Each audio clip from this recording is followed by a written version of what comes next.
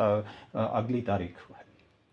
आपने 4 प्रश्न एक साथ पूछे हैं, तो मैं हर प्रश्न का जवाब सेपरेटली दूंगा।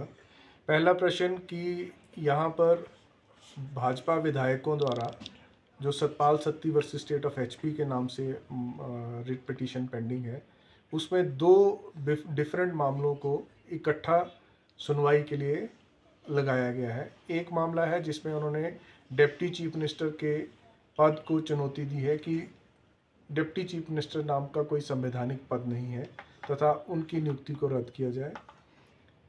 इस मामले में सुप्रीम कोर्ट से, विभिन्न हाई कोर्ट से ऑलरेडी फैसला हो चुका है।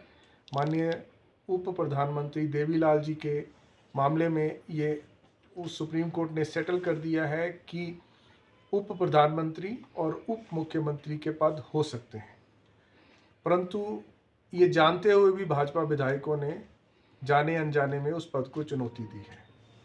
दूसरा मामला है चीफ पार्लियामेंट्री सेक्रेटरीज और पार्लियामेंट्री सेक्रेटरीज के एक्ट को चुनौती देने का।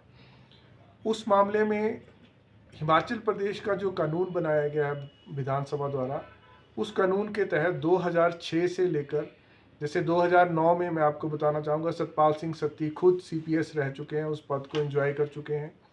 उसके पश्चात द्वारा से सीपीएस बनाए गए और वो मामला अब द्वारा जब नई सरकार बनी तो द्वारा, क्योंकि कानून है हिमाचल प्रदेश में, विधानसभा ने कानून बनाया है, तो उस कानून के तहत द्वारा सीपीएस बनाए गए।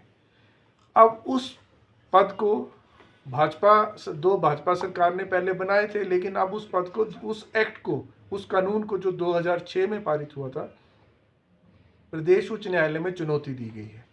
तो वो मामला लंबित है और उस पर सुनवाई जारी है।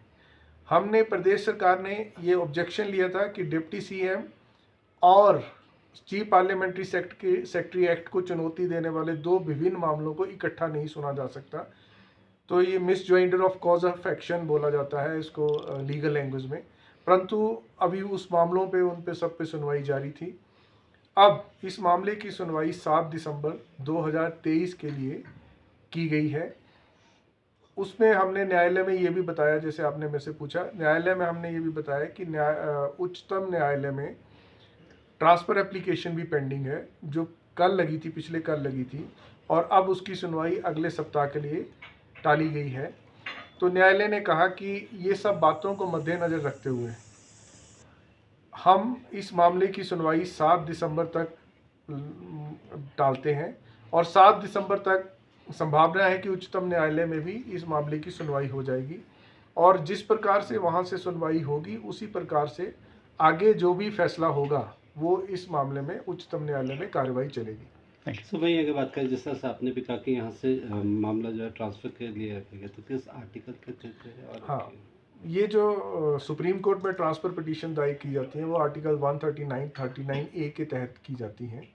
उसमें प्रदेश सरकार ने प्ली ली है कि 4 विभिन्न अदालतों से, माननीय उच्च न्यायालय कलकत्ता, पंजाब, छत्तीसगढ़ और असम और मणिपुर, इन सब न्यायालयों से मामले आ चुके हैं। असम का मामला, क्योंकि असम का एक्ट और हिमाचल प्रदेश का एक्ट पूर्णतः डिफरेंट है।